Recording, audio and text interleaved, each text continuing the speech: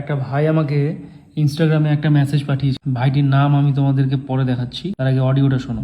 দাদা, তোমাকে একটা কথা বলবো। দাদা, তুমি সত্যি খুব ভালো মনের মানুষ। দাদা, তুমি মানুষের পাশে তুমি থেকো। দাদা, আই লাভ ইউ দাদা। তোমাকে দাদা আমি সত্যি ভালোবাসি দাদা।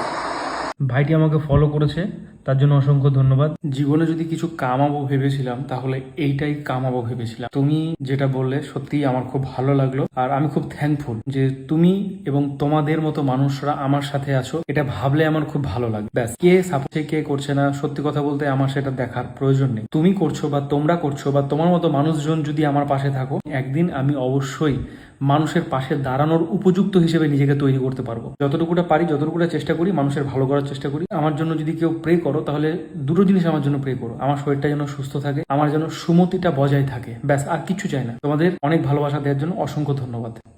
Much love.